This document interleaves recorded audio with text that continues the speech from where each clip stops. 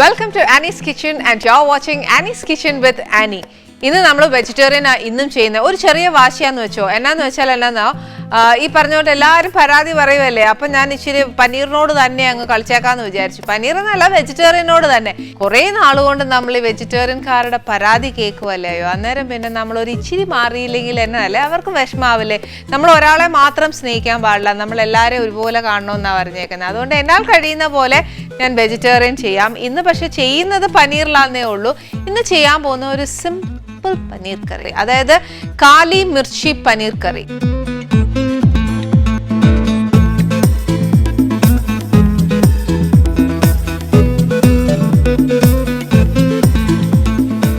കാലി മിർച്ചി എന്ന് പറഞ്ഞു കഴിഞ്ഞാൽ നമ്മുടെ കുരുമുളകിനെയാണ് ഈ കാലി മിർച്ചി പറയുന്നത്. കാലി മീൻസ് കറുപ്പ്, മിർച്ചി മീൻസ് എരിവ്, മുളക്. അപ്പം അതെന്ന് പറയുന്നത് നമ്മുടെ കുരുമുളക് ചേർത്തിട്ടുള്ള ഒരു സാധാ സിമ്പിൾ പനീർ കറിയാണ് നമ്മളിവിടെ ചെയ്യാൻ പോകുന്നത്. ഇതിപ്പോൾ പനീറിൽ തന്നെ ചെയ്യാൻ പറ്റുള്ളൂ എന്നൊന്നുമില്ല. ഇതിനകത്ത് ടോഫു ഉപയോഗിക്കാം, പിന്നെ പനീർ ഉപയോഗിക്കാം, മഷ്റൂം ഉപയോഗിക്കാം, അങ്ങനത്തെ കാര്യങ്ങളൊക്കെ ചെയ്യാൻ പറ്റും. പക്ഷേ ഇതിനകത്ത് ഈ പറഞ്ഞ കൂട്ട് മറ്റേ പച്ചക്കറിയൊക്കെ ഇടാൻ പറ്റുമോ എന്നുള്ളത് ചോദിച്ചാൽ ഞാൻ പരീക്ഷിച്ചിട്ടില്ല അതുകൊണ്ട് ഇന്ന് നമ്മൾ എന്നാ ചെയ്യാൻ പോകുന്നത്, കുറച്ചൊരു ഫാറ്റ് കണ്ടന്റ് ഉള്ള ഒരു കറിയാണ്. എന്നാലേ അതിനകത്തൊരു ടേസ്റ്റ് വരത്തുള്ളൂ.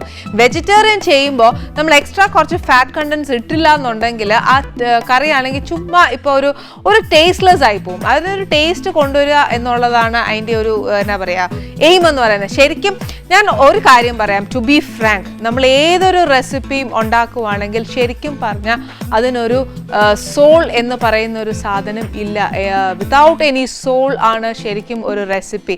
അതിനൊരു സോൾ വരുന്നത് ശരിക്കും പറഞ്ഞാൽ നമ്മളെല്ലാ ഫ്ലേവേഴ്സും ചേർത്ത് നമ്മുടെ ആ എന്നാ പറയുക സന്തോഷവും മസാലാസും എല്ലാം, ആ സന്തോഷവും സംതൃപ്തിയും ഫ്ലേവേഴ്സും എല്ലാം കൂടെ ചേരുമ്പോഴാണ് ശരിക്കും ഒരു റെസിപ്പിക്ക് ഒരു സോൾ ഉണ്ടാവുന്നത്. എന്നാലേ ആ റെസിപ്പിക്ക് ഒരു ജീവൻ വയ്ക്കത്തുള്ളൂ. ഇപ്പം ഞാനിവിടെ ചെയ്യാൻ പോകുന്നത് ഒരു പനീർ കറിയാണ് ചെയ്യാൻ പോകുന്നത്. അത് നമ്മുടെ വീട്ടിലുള്ള എല്ലാ കാര്യങ്ങളും വെച്ചിട്ട് തന്നെയാണ് ചെയ്യുന്നത്. പക്ഷേ കുറച്ചൊരു റിച്ച് ഫുഡായിട്ടാണ് ചെയ്യാൻ പോകുന്നത്. എന്നാലേ അതിനുള്ളൊരു ടേസ്റ്റ് വരത്തുള്ളൂ. ദാറ്റ് മീൻസ് ആ കറിക്ക് ഒരു സോൾ വരണം എന്നുണ്ടെങ്കിൽ ശരിക്കും നമ്മൾ അതിൻ്റെതായ കറക്റ്റ് റേഷ്യോസ് എല്ലാം ചേർത്താൽ മാത്രമേ അതിനൊരു ജീവൻ ഉണ്ടാവുള്ളൂ. അതിന് വേണ്ടിയ സാധനങ്ങൾ എന്താണെന്ന് വെച്ചാൽ, ഫസ്റ്റ് കുറച്ച് ഉള്ളി വേണം,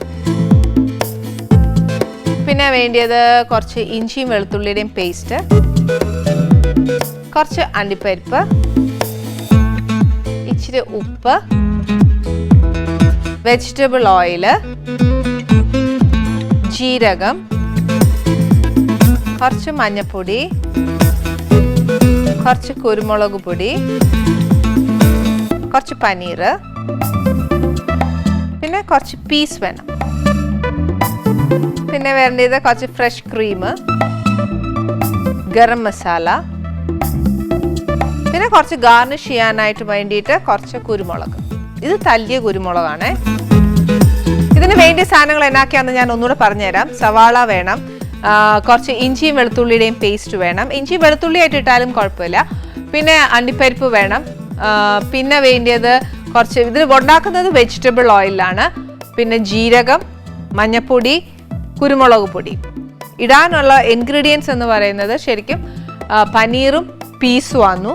പിന്നെ വേണ്ടിയത് ഫ്രഷ് ക്രീം വേണം. ഫ്രഷ് ക്രീം എന്ന് പറയുമ്പോഴത്തേക്ക് എന്നാലേ കുറച്ച് റിച്ച്നെസ് അതിന് വരത്തുള്ളൂ. പിന്നെ വേണ്ടിയത് ഗരം മസാല. ലാസ്റ്റ് ഒന്ന് ഗാർണിഷ് ചെയ്യാൻ വേണ്ടിയിട്ട് കുറച്ച് തല്ലിയ കുരുമുളക്. ഇത്രയും മാത്രമേ ആവശ്യമുള്ളൂ. ഫസ്റ്റ് എന്നാ ചെയ്യേണ്ടതെന്ന് വെച്ചാൽ നമുക്ക് കുറച്ച് സാധനങ്ങൾ അരയ്ക്കാനുണ്ട്.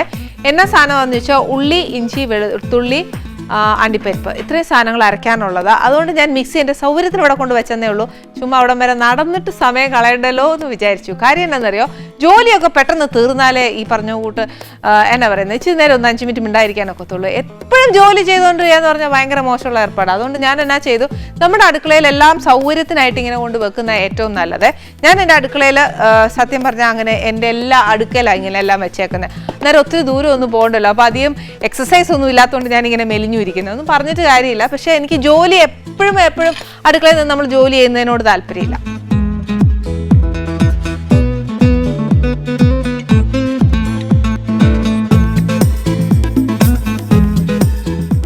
ഇതിനകത്തോട്ട് 1 സ്പൂൺ ഇഞ്ചിയും വെളുത്തുള്ളിയുടെയും പേസ്റ്റ്,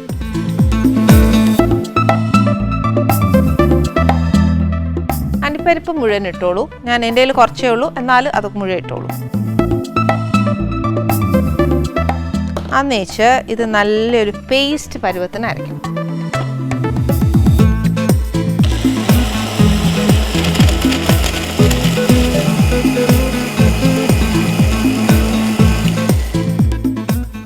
ഓക്കെ, ഇത് ഇവിടെ ഇരിക്കട്ടോ. ഇതൊക്കെ അടുത്ത് വന്നപ്പോൾ എന്തോ സന്തോഷാന്നറിയോ, വലിയ മെനക്കേടൊന്നുമില്ല, പെട്ടെന്ന് ജോലി തീരുന്ന പോലെയാണ് നമുക്ക് തോന്നുന്നത്. എല്ലാവരും ഇങ്ങനെയൊക്കെ തന്നെ ചെയ്യണം കേട്ടോ. പാതാമൃത്തിൻ്റെ അടുത്ത സൈഡിലെല്ലാം വെക്കാൻ പറ്റുവാന്നേൽ അത്രയും നല്ലതാണ്. ഇല്ലെങ്കിൽ അങ്ങ് മിക്സി അങ്ങ് അറ്റത്തിരിക്കും, നമ്മൾ അടുപ്പ് ഇങ്ങ് അറ്റത്തിരിക്കും, വെള്ളം അങ്ങ് അറ്റത്തിരിക്കും. എന്നെ പാടെന്നറിയാം. ഇതൊക്കെ പറഞ്ഞു തരും, പറയുമ്പോഴത്തേക്ക് എല്ലാവരും പറയും, ഓ പിന്നെ അങ്ങ് ഭയങ്കര പണിയല്ലേ അടുക്കളയിലെന്ന്. പക്ഷെ അത് അങ്ങോട്ടും ഇങ്ങോട്ടും ഓടുമ്പോൾ തന്നെ ഇച്ചിരി അലച്ചിലല്ലേ, അലച്ചിൽ വരുമ്പോൾ തന്നെ നമ്മൾ ക്ഷീണിച്ചു പോകും. ഇതായിരിക്കും എല്ലാ സ്ത്രീകളും പറയുന്നത്, ഏത് നേരം അടുക്കളയിൽ നിന്ന് കഴിഞ്ഞിട്ട് അങ്ങ് ഭയങ്കര ക്ഷീണമാണ്. നേരം കാണുന്നവർ ചോദിക്കുമ്പോൾ പിന്നെ അങ്ങ് ഭയങ്കര പണിയല്ലേ എന്ന്. അതുകൊണ്ട് അങ്ങനെ പറയരുത്. ഇതേപോലെ അടുക്കളയെല്ലാം വെച്ച് കഴിഞ്ഞാൽ നമുക്ക് അധികം ക്ഷീണം വരികയില്ല. ഇതിനകത്തോട്ട് ഒരിച്ചിരി എണ്ണ,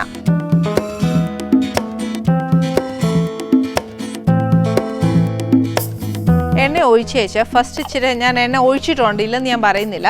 ഇതിനകത്ത് ഞാൻ എണ്ണ ചൂടാവുന്നതിന് മുമ്പ് പനീർ ഒന്ന് വറുത്തെടുക്കട്ടെ, അല്ലെങ്കിൽ ഒത്തിരി അങ്ങ് സോഫ്റ്റ് ആയി പോവേ. ഇത് ഇച്ചിരി വെള്ളമുള്ള കൂട്ടത്തിലായതുകൊണ്ട് ചൂടായി കഴിഞ്ഞാൽ അതങ്ങനെ പൊട്ടുമ്പോഴത്തേക്ക് നമ്മുടെ മേത്തെല്ലാവേ.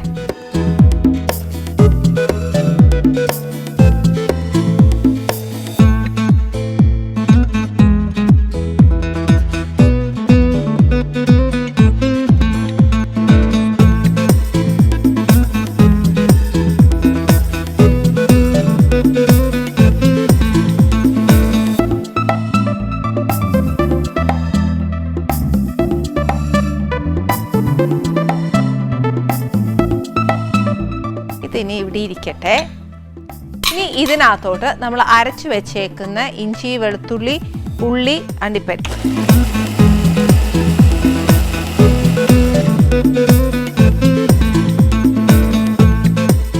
ഇതിനകത്തോട്ട് ഇടുക. ചൂടെണ്ണയാണ്, അപ്പൊ ശരിക്കും പറഞ്ഞാൽ ഇത് തെറിക്കും.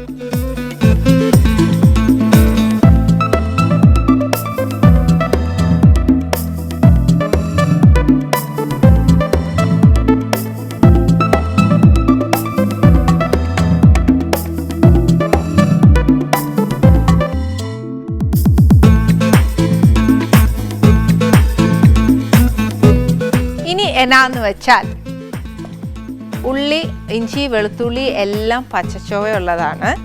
ഈ പറഞ്ഞ പോലെ ഇത് നല്ലതായിട്ട് ഒരു ബ്രൗൺ ആയില്ല എന്നുണ്ടെങ്കിൽ അതിന് ഒരു കയ്പ്പ് ചുവ വരും. അത് നല്ല വഴന്ന് വരിക തന്നെ വേണം. ഇല്ലെങ്കിൽ ആ കറിക്ക് അവസാനം വരെയും നമ്മൾ പ്ലേറ്റിൽ വിളമ്പി ആഹാരം കഴിക്കുന്ന ആൾക്കാർ വരെ പറയും അതിന് നല്ല കയ്പ്പ് ചുവയുണ്ടെന്ന്. അപ്പോൾ കയ്പ്പ് ചുവ വരാതിരിക്കാൻ നമുക്കൊരു കാര്യം ചെയ്യാം. ഇത് നല്ലതായിട്ടൊന്ന് ബ്രൗൺ ആവുന്നിടം വരെ വഴറ്റാം. നമ്മുടെ ഉള്ളി നല്ല ബ്രൗൺ ആയിട്ടുണ്ട്. ഞാനപ്പോൾ അതൊരു സൈഡിലോട്ട് ഇങ്ങനെ മാറ്റി വെച്ചേക്കുവാന്നേ. ഇതെന്നിട്ട് എന്നാ ചെയ്യാൻ പോവാന്ന് വെച്ചാൽ ഇതിൻ്റെ നമ്മൾ ഈ ബാക്കിയുള്ള എണ്ണയില്ലേ അതിനകത്തോട്ട് ഒരു ഇച്ചിരി ജീരകം ഇടണം. ഇത് നേരത്തെ ജീരകം എണ്ണ ഇടാഞ്ഞെന്ന് ചോദിച്ചാൽ ഈ ഉള്ളിയിലൂടെ ഇങ്ങനെ മൂത്ത് വരുമ്പോഴത്തേക്ക് അത് ഭയങ്കരമായിട്ട് അങ്ങ് മൂത്ത് പോവേ. അതുകൊണ്ടാണ് പിന്നെ ആ എണ്ണയിലോട്ട് ഞാൻ ആ ജീരകം ഇടുന്നത്. അതിന് ഒരു മൂത്ത ഒരു മണം വന്നു കഴിഞ്ഞാൽ ഇനിയിപ്പോൾ എല്ലാം എളുപ്പപ്പണിയാണ്. ഇച്ചിരി അങ്ങോട്ട് തീ കൂട്ടി വെച്ചാൽ ജീരകം ഒന്ന് മൂത്ത് കഴിഞ്ഞാൽ ഇത് രണ്ടും കൂടെ അങ്ങോട്ട് മിക്സ് ചെയ്യുക. മിക്സ് ചെയ്തിട്ട് നെക്സ്റ്റ് ചേർക്കാൻ പോകുന്നത് കുറച്ച് മഞ്ഞൾപ്പൊടി,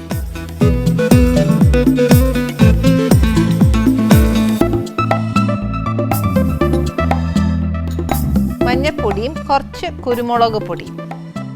കുരുമുളക് പൊടിയും മാത്രമല്ല, കുരുമുളകിൻ്റെ തല്ലിയ കുരുമുളകില്ലേ ലാസ്റ്റ് നമ്മൾ ഗാർണിഷ് ചെയ്യാൻ വെച്ചേക്കുന്നത്, അതും കൂടെ കുറച്ചിട്ടോളൂ.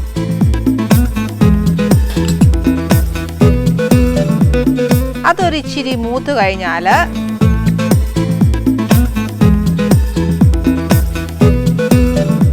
നമ്മുടെ പീസ് ഇടുന്നു. ഇനിയുള്ളതിനൊന്നും അധികം വേവ് ഉള്ളതല്ല, അതുകൊണ്ട് നോക്കിയും കണ്ടേക്കോ ചേർക്കാവുള്ളൂ.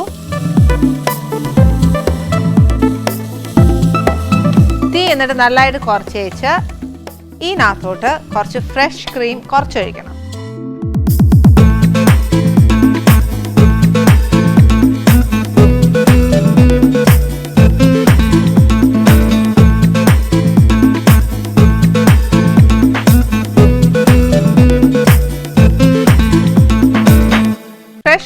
ക്രീമിന്റെ കൂട്ടത്തിൽ കുറച്ച് വെള്ളം.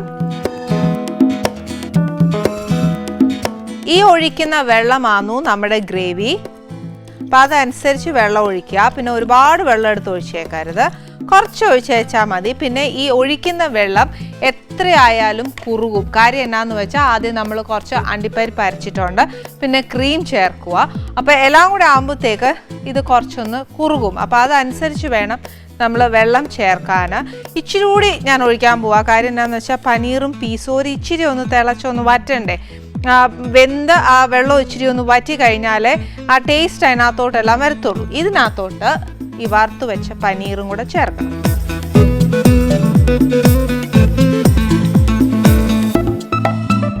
പനീറും കൂടെ ചേർത്ത് കഴിഞ്ഞാൽ ഇതിനകത്തോട്ട് ഒരു ഇച്ചിരി ഗരം മസാല.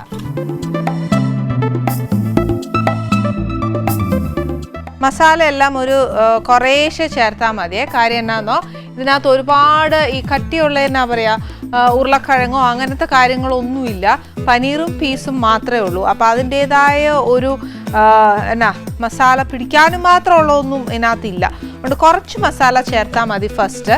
പിന്നെ അതൊന്ന് തിളച്ച് എല്ലാം ആയി കഴിഞ്ഞിട്ട് പിന്നെ നോക്കിയാൽ മതി എത്ര ഇനി മസാല വേണം എന്ന് നോക്കുക. അതനുസരിച്ച് നമ്മൾ ചേർത്തേച്ചാൽ മതി. പിന്നെ എരിവ് എന്ന് പറയുന്നത് ഇതിനകത്ത് കുരുമുളകാന്നു. പിന്നെ കുരുമുളക് ചതച്ചതാന്നു. ഞാൻ പറയുന്നത് ഏറ്റവും കൂടുതൽ ടേസ്റ്റ് വരുന്നത് ചതച്ച കുരുമുളക് ഇട്ടാലാണ് ഏറ്റവും നല്ല ടേസ്റ്റ് വരുന്നത്. ഇപ്പോൾ കുരുമുളക് പൊടി ഇടുവാന്നേൽ ആ കുരുമുളകിൻ്റെ ഒരു ഫ്ലേവർ വരത്തേ ഉള്ളൂ. അല്ലാതെ ആ കുരുമുളകിൻ്റെ ഒരു എന്താ പറയുക, നമുക്കൊന്ന് വെച്ചാൽ അത് കിട്ടും അതിൻ്റെ ആ ടേസ്റ്റ് നല്ലതായിട്ട് വരണമെന്നുണ്ടെങ്കിൽ ക്രഷ്ഡ് പെപ്പർ തന്നെ ഏറ്റവും നല്ലത്. ഇപ്പം ഈ സമയത്ത് ഇതൊന്ന് ഇച്ചിരി തിളച്ച് വറ്റി വരുമ്പോഴത്തേക്ക് നോക്കുക, ഉപ്പ് പുളി എരിവ് അതെല്ലാം നോക്കുക. ഇതുവരെ നമ്മൾ ഉപ്പ് ചേർത്തിട്ടില്ല അല്ലേ. അപ്പോൾ ഇനി ഇച്ചിരി ഉപ്പ് ചേർത്തേച്ച് അടച്ചു വയ്ക്കാം.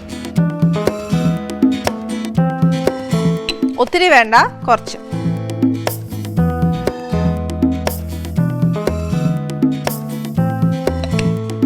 പകുതി ക്രീം ഞാൻ വെച്ചേക്കുന്നത് എന്നാത്തിനാന്നറിയാവോ, അത് നമ്മൾ ഈ തിളച്ച് ആ വെള്ളം ഒന്ന് വറ്റി കഴിഞ്ഞ് കഴിഞ്ഞാൽ അതിന് ഒരു ഇച്ചിരിയും കൂടെ ക്രീം ചേർത്താലേ ആ ടേസ്റ്റ് വരത്തുള്ളൂ. അതുകൊണ്ട് ഇച്ചിരി ക്രീം ഞാൻ വെച്ചിട്ടുണ്ട്. അത് ലാസ്റ്റ് വാങ്ങാൻ നേരം ചേർക്കാം. പിന്നെ മല്ലിയില ഇടേണ്ടവർക്ക് മല്ലിയില ഇടാം, കറിവേപ്പില വേണ്ട കേട്ടോ, നിറച്ച് മല്ലിയില ഇടാം. പിന്നെ അന്നേൽ കുറച്ചുകൂടെയൊക്കെ കുരുമുളകിൻ്റെ ടേസ്റ്റ് വേണമെങ്കിൽ അതും ഇടുക.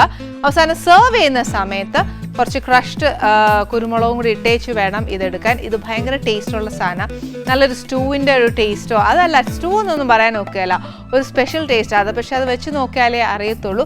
പിന്നെ ഒരു കാര്യം ഞാൻ പറയാം, എന്നാന്നറിയോ, നമ്മൾ ഏതൊരു കറി ഇന്ന് ദിവസവും വെക്കുന്ന ഒരു കറി ആയിക്കോട്ടെ, അത് ഓരോ ദിവസം വയ്ക്കുമ്പോൾ ചിലപ്പോൾ ഓരോ രുചിയായിട്ടാണ് വരാൻ പോകുന്നത്. ഇപ്പം നമ്മൾ വെച്ചേക്കുന്ന ഈ പനീർ കറി ചിലപ്പോൾ ഞാൻ ഇന്നലെ വെച്ചതിനെക്കാട്ടും നല്ലതായിരിക്കാം.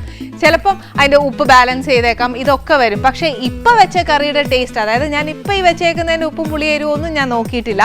നമ്മുടെ പനീർ ഇവിടെ റെഡി ആട്ടോ. ഏറ്റവും എളുപ്പ വഴിയായിട്ടുള്ള ഒരു കറിയായത്. ഇത് വലിയ മെനക്കേടൊന്നുമില്ല ഇന്ന്. പക്ഷേ ഇതിൻ്റെ കൂടെ ഞാൻ സെർവ് ചെയ്യാൻ പോകുന്നത് ബറോട്ടയായിരുന്നു. അത് ഹെൽത്ത് അല്ല എന്നുള്ളത് എനിക്കറിയാം. പക്ഷെ എന്നാ ചെയ്യാനാ, നല്ലൊരു കറി കിട്ടുമ്പോൾ നമ്മൾ ഏറ്റവും കൂടുതലായിട്ട് ആഗ്രഹിക്കുന്ന ഒരു ബറോട്ട കഴിക്കാനായിരിക്കും അല്ലേ. അതുകൊണ്ട് ഇന്നൊരു കുറേ നാളുകൾക്ക് ശേഷമല്ലേ, അതുകൊണ്ട് ഇന്ന് ബറോട്ട ഇതിനൂടെ സെർവ് ചെയ്യുന്നത്. ഇത് ചപ്പാത്തിക്ക് നല്ലതാ, പിന്നെ ഏതൊരു പലഹാരത്തിനും കൂടെ പോകുന്ന, അതായത് പൂരിക്ക് നല്ലതാ, ചപ്പാത്തി ഇടിയപ്പം ഇതിനൊക്കെ ചേരുന്നതാണ്. ഇന്ന് നമ്മുടെ ഇവിടെ വരാൻ പോകുന്ന ഗസ്റ്റസ് നമ്മുടെ വീട്ടമ്മമാർക്ക് ഏറ്റവും പ്രിയപ്പെട്ട ഒരു വില്ലനും ഒരു നായികയുമാണ് നമ്മുടെ ആനീസ് കിച്ചണിൽ നിന്ന് വരാൻ പോകുന്നത്. അപ്പം ഏറ്റവും പ്രിയപ്പെട്ട വില്ലൻ എന്ന് പറയുമ്പോൾ നമ്മൾ ഏറ്റവും കൂടുതൽ ദേഷ്യപ്പെട്ടുകൊണ്ടിരിക്കുന്നു. നിങ്ങളുടെ കാര്യം തന്നെ ഇവിടെ പറഞ്ഞുകൊണ്ടിരുന്നേ. എൻ്റെ കൊച്ചെ, ഈ വില്ലനെ എങ്ങനെ കെട്ടി, അതാന്ന് എനിക്ക് ആദ്യം ചോദിക്കാം. എനിക്ക് മാത്രമല്ല, എൻ്റെ പ്രേക്ഷകർക്കും കൂടെ അറിയാനുള്ള ഒരു കാര്യമാണ്. ഞാൻ പറഞ്ഞു വേറെ വിശേഷം ഒന്നും ഞാൻ ആദ്യം ചോദിക്കുമല്ല, ഈ വില്ലനെ എങ്ങനെ കെട്ടിയെന്നൊന്ന് അറിഞ്ഞേക്കാവുള്ളതുണ്ട്. അത് വലിയൊരു കഥയായിരുന്നു. വലിയൊരു കഥയാ. എനിക്ക് ഇഷ്ടമല്ലായിരുന്നു. ഫസ്റ്റ് കണ്ടപ്പോ എനിക്ക് ഒട്ടും ഇഷ്ടപ്പെടാത്ത ആളുകളിൽ ചുരുക്കം ചില ആളുകളിൽ ഒരാളായിരുന്നു. എങ്ങനെ സംഭവിച്ചു? ഞാൻ എൻ്റെ ആയിട്ടുള്ള ഒരു ലോകത്ത് ഞാൻ ഇങ്ങനെ മാറിയിരുന്നു. പിന്നെ ലൊക്കേഷനിൽ ഞാൻ അധികം പെമ്പിളർ എടുക്കുന്നത് നോക്കാറൊന്നുമില്ല. അതെ, അപ്പോൾ ഞാൻ എന്ത് ചെയ്യും, മാറിയിരുന്നിട്ട് മൊബൈലിൽ പാട്ടുകളൊക്കെ ഇങ്ങനെ കേട്ടോണ്ട് ഇങ്ങനെ ഇരിക്കും. അപ്പൊ ഇവിടെ വന്നിട്ട് എനിക്ക് ഇഷ്ടപ്പെട്ട പിന്നെ എനിക്ക് ഇഷ്ടപ്പെട്ട പാട്ടാണ്. അപ്പൊ ഒരേ ടേസ്റ്റ് ആയിരുന്നു. പാട്ടുകൾ ഒരേ ഇഷ്ടമുള്ള, ഞാൻ കേൾക്കുന്ന പാട്ടുകളൊക്കെ ഇവർക്ക് ഇഷ്ടമുള്ള പാട്ടുകളായിരുന്നു. അപ്പൊ വന്നിട്ട് ആ പാട്ടൊന്ന് അയച്ചു തരുമോ? ആക്ച്വലി അത് കവർ ചെയ്തതാ. കാരണം ഇങ്ങനെ മുഖത്തൊക്കെ എനിക്ക് ഇഷ്ടമല്ല, അഭിനയിക്കും വേണം. അപ്പം ഡയറക്ടറൊക്കെ പറഞ്ഞു, നീ ഇങ്ങനെ പോയി കഴിഞ്ഞു കഴിഞ്ഞാൽ മുഖത്ത് നോക്കില്ല, തിരിച്ചെന്തെങ്കിലും പറയണേ. കണ്ണ് എനിക്ക് ഇഷ്ടമല്ലായിരുന്നു, അമ്മാതിരി കണ്ണ. ഇപ്പൊ എത്ര നന്നായതാന്നറിയോ? നന്നാക്കി എടുത്തു. ആ പിന്നെ കല്യാണത്തിന് ശേഷം ചില പെൺകുട്ടികളൊക്കെ നോക്കുമ്പോ ഞാൻ പറയും ഇത് എന്ത് നോട്ടേ നോക്കണം ഇങ്ങനെ നോക്കി അല്ല അത് വരട്ടുന്നല്ല, അത് പിന്നെ ഞാൻ ഇങ്ങനെ നോക്കുമ്പോഴേ ഇങ്ങനെ നമ്മള് ഒരാളെ നോക്കുമ്പോ നമ്മൾ സാധാരണ ഇങ്ങനെ നോക്കില്ലേ, പുള്ളിയെ നോക്കുമ്പോ ഇങ്ങനെയായിരിക്കും നോക്കുന്നത്. അത് ഇതിൽ ചെയ്തിട്ടേ ഞാൻ മിക്കവാറും എല്ലാം വില്ലൻ ക്യാരക്ടേഴ്സ് ആണ് ചെയ്തോണ്ടിരുന്നത്. അപ്പൊ അത് ചെയ്തിട്ട് അവസാനം ശരിക്കും അങ്ങനെ ശരിക്കും നോക്കുന്നത് കണ്ടു കഴിഞ്ഞാൽ എല്ലാവരും തെറ്റിദ്ധരിക്കും. ഓ അങ്ങനെ ആയിപ്പോയി നമ്മുടെ ഉള്ളിലത് ആ മാൻഡ്രസ്. വെളിയിൽ വല്ല പ്രശ്നം ഉണ്ടായോ? അങ്ങനെ ഒന്നുമില്ലല്ലേ? ഞാൻ വിചാരിച്ചു ഇനി അങ്ങനെ വല്ലതും ആരെങ്കിലും സമാന മര്യാദക്ക് നോക്കുന്നതേ ആ നോട്ടമാണ്. അല്ല ഈ ഒരു കളലക്ഷണം ഉള്ളതുകൊണ്ടായിരിക്കാം നമുക്ക് ഈ നെഗറ്റീവ് റോൾസ് കിട്ടുള്ളൂ. അഥവാ നല്ല ക്യാരക്ടറിനെ വിളിച്ചാലും പോസിറ്റീവായിട്ടുള്ള ക്യാരക്ടറിനെ വിളിച്ചു കഴിഞ്ഞാലും ഒരു 2 ഷെഡ്യൂളൊക്കെ കഴിയുമ്പോൾ കഥയിൽ മാറ്റം വരുത്തിയിട്ട് എന്നെ വില്ലനാക്കും. കഥ അപ്പൊ മാറും. അതെങ്ങനെയാണെന്ന് അറിയില്ല, എന്റെ തലവരെയാണ്. വേറൊരു ക്യാരക്ടർ ചെയ്യാൻ സമ്മതിക്കില്ല. എന്റെ അടുത്ത് ചില സമയത്ത് വന്നിട്ട് പറയും നമ്മളെ പുതിയ സീരിയലിൽ എനിക്ക് പോസിറ്റീവ് ക്യാരക്ടർ ആട്ടോ, അവർക്ക് അങ്ങനെ അബദ്ധം പറ്റൂ. ഇല്ല നമുക്ക് അങ്ങനെയാ 2 ഷെഡ്യൂൾ വരുമ്പോ ഓ ഇത് നെഗറ്റീവ് നായികൻ അങ്ങനെ എന്തായാലും ആ തലവരെ കുറിച്ച് ഒന്ന് ഡീറ്റെയിൽ ആയിട്ട് എനിക്കൊന്ന് അറിഞ്ഞാൽ ഇങ്ങനെ ഒരു തലവര ആദ്യമായിട്ട് അങ്ങോട്ടൊന്ന് പോയാലോ?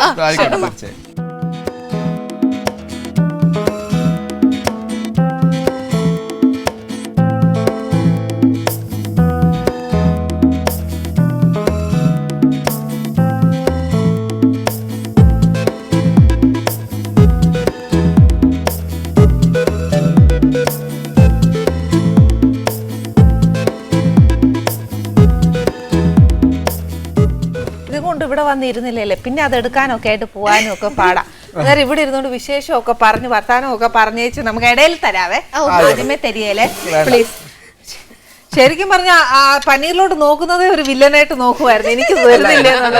എന്റെ ഇഷ്ട വിഭവം ഏതാണെന്ന് ചോദിച്ചു കഴിഞ്ഞാൽ പനീറാണ്. ആരാ? ഞാൻ ബേസിക്കലി വെജിറ്റേറിയൻ ആയതുകൊണ്ട് വെജിറ്റേറിയൻസിന് എനിക്ക് തോന്നുന്നു ഒരുവിധം വെജിറ്റേറിയൻസിനൊക്കെ ഇഷ്ടപ്പെട്ടാണെന്ന് തോന്നുന്നു. പനീർ, മഷ്റൂം, ഗോബി മഞ്ചൂരി, ഇതൊക്കെയാണ് നമ്മുടെ നോൺ വെജ് എന്ന് പറയുന്നത്. അപ്പൊ എനിക്ക് ഏറ്റവും ഇഷ്ടമുള്ള ഐറ്റമാണ്. ഞാനിന്ന് തിന്ന് മരിക്കും. Pure veg. നോൺ വെജ് അയ്യോ അപ്പൊ ഭയങ്കര രസോ എന്താ വെച്ച് കഴിഞ്ഞാ പുള്ളി കഴിക്കില്ല എന്നേ ഉള്ളൂ, എനിക്ക് കുഴപ്പമില്ലല്ലോ. വെജ് ഉണ്ടാക്കും, നോൺ വെജ് ഉണ്ടാക്കും. അപ്പം നോൺ വെജ് ഉണ്ടാക്കുന്നതിന് കുഴപ്പമൊന്നുമില്ല. നോൺ വെജ് അധികം അങ്ങനെ വീട്ടിൽ ഉണ്ടാക്കാറില്ല, നമ്മള് പിന്നെ ഹോട്ടലിൽ നിന്ന് വാങ്ങിയിട്ട് കഴിക്കും. അല്ലെങ്കിൽ നമ്മുടെ ഇവക്ക് ബെസ്റ്റ് നമുക്ക് ഒരു അയൽവക്കക്കാരുണ്ട്, അവര് നോൺ വെജ് ആക്കുന്നത് ആലപ്പുഴക്കാരാ. നോൺ വെജ് സാധനങ്ങളാണ് അവിടെ മിക്കവാറും ഉണ്ടാവുക. എന്തുണ്ടാക്കിയാലും എനിക്ക് കൊണ്ടുതരും. അപ്പൊ പിന്നെ ഹോട്ടലൊന്നും പോകണ്ട, കിട്ടിക്കോളും. ഓക്കെ, അവിടെ വീട്ടിൽ കഴിക്കുന്നോണ്ട് കുഴപ്പമൊന്നുമില്ല. കഴിക്കുന്നുണ്ടോ? അങ്ങനത്തെ കുഴപ്പമൊന്നുമില്ല. സമ്മതിക്കില്ല ഞാൻ. അല്ല അവൾക്ക് പറ്റില്ല. ഇപ്പൊ സപ്പോസ് നമ്മൾ ഹോട്ടലിൽ ചെന്ന് കഴിഞ്ഞാലും ഇവക്ക് ഒരു എന്താ അതിന്റെ പേര് നരകക്കോഴിയോ ഇങ്ങനെ കറങ്ങുന്ന അല്ലേ, നരകത്തിലെ കോഴി. ഇപ്പൊ മനസ്സിലായി, ബൈബിളിലൊക്കെ കേൾക്കുന്ന കൂട്ടായി എന്തോ വലിയ പാപം ചെയ്തിട്ടാണ് അത് അങ്ങനെ കിടക്കുന്നത്. ശരിക്കും ആരാ ഇപ്പേരിട്ടെ? നരകക്കോഴി എങ്ങനെയോ വായിൽ കയറി.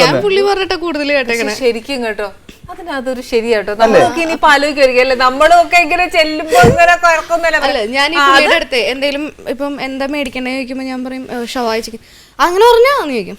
ആ കറങ്ങുന്ന സാധനം ആ തീയിലിട്ട് കറക്കുന്ന നരകക്കോഴി ഇപ്പൊ അതുകൊണ്ട് പറയാ സുഖമാ. ആ നരകക്കോഴി മേടിച്ചോണ്ട് പറഞ്ഞ പ്രശ്നമില്ല. വീട്ടിലിതൊന്നും ഉണ്ടാക്കാത്ത വീട്ടിലുണ്ടാക്കുന്നത് എന്ന് വെച്ചാൽ നമ്മള് സാധാരണ ഒന്നിച്ച് ഒരേ സമയത്ത് ഉണ്ടാവില്ല. എന്ന് വെച്ചാൽ ഇവക്ക് ഷെഡ്യൂൾ തുടങ്ങുന്ന സമയത്ത് വീട്ടില് നമ്മുടെ ഒരു കസ്റ്റം അങ്ങനെയാണ്. നമ്മുടെ വീട്ടിൽ കസ്റ്റം എന്ന് പറഞ്ഞാല് നമ്മളെ പിന്നെ എന്താ പറയാ, ഈ എന്റെ അച്ഛന്റെ അച്ഛൻ ശ്രീരാമ പരമഹംസരുടെ ഒക്കെ ഒരു ശിഷ്യനായിട്ട് വരും. അപ്പൊ അവരൊക്കെ ആ ഒരു തുടർന്ന് വരുന്നോണ്ട് അച്ഛനും അമ്മയും അങ്ങനെ കസിൻസും അങ്ങനെ ആരും കഴിക്കില്ല. പക്ഷേ കഴിക്കുന്നവരുണ്ട്. ഇപ്പം മാറി മാറി ഇപ്പം ജനറേഷൻ മാറുന്നോറും മാറുന്നവരുണ്ട്. മീൻസ് ഉണ്ടാവും ഫാമിലിയില്. നമ്മളെ ഫാമിലിയില് ആരും ഇല്ല. നമ്മളെ എന്റെ അച്ഛനും അമ്മയും കഴിക്കില്ല, മാത്രമേ ഉള്ളൂ. അത് കല്യാണത്തിന്റെ സമയത്ത് ഞാൻ പറഞ്ഞിരുന്നു. എന്നെ ഇഷ്ടമെന്ന് പറഞ്ഞു വന്നപ്പോ തന്നെ ഞാൻ ആദ്യം പറഞ്ഞത് ഇവര് വെജിറ്റേറിയൻസ് ആണെന്നറിയാം. ഞാൻ പറഞ്ഞത് ഞാൻ നിങ്ങളെ കഴിക്കാനായിട്ട് നിർബന്ധിക്കില്ല, എന്നെ കഴിക്കണ്ട എന്ന് പറഞ്ഞ് ഇങ്ങോട്ടും വരരുത്, അങ്ങനെയാണ് ഈ കല്യാണത്തിന് താല്പര്യം. അത് ഞാൻ അപ്പൊ തന്നെ ഒക്കെ പറഞ്ഞു, ഒരാളുടെ ഭക്ഷണം കഴിക്കുന്ന ഇഷ്ടത്തിനൊന്നും ആരും എതിര് നിൽക്കാൻ പാടില്ല. അതൊക്കെ ജനിച്ചപ്പം മുതലുള്ള ഒരു ശീലിച്ചു പോയി നിർത്തൂ എന്ന് പറയുമ്പോ നമുക്കത് വിഷമം. ശരിക്കും ഇത് ഇപ്പൊ ഇങ്ങോട്ടാ വന്ന് ചോദിച്ചതെന്ന് പറഞ്ഞു, ശരിയാന്നോ? അങ്ങനെ പറഞ്ഞു, കുഴപ്പമൊന്നും. സത്യം പറയൂ, ആരെന്താ പറഞ്ഞു? ഞാൻ തന്നെ. ആണോ? സംഭവിച്ചു. എന്നാ ചോദിച്ചത്? ഇഷ്ടമല്ലായിരുന്നല്ലോ, നോക്കുന്ന പോലും. പിന്നെ ഫ്രണ്ട്സായി ഈ സംസാരിച്ച് പിന്നെ ഫ്രണ്ട്സായി. നീ കള്ളത്തരം മുഖത്ത് മാത്രമേ ഉള്ളൂ, മനസ്സിൽ വലിയ പ്രശ്നമൊന്നുമില്ല എന്നുള്ളൊരു വിശ്വാസം വന്നു. മനസ്സ് ഭയങ്കര ശുദ്ധതയുള്ള, ഭയങ്കര ശുദ്ധമൊന്നുമല്ല, എന്നാലും അഡ്ജസ്റ്റബിൾ.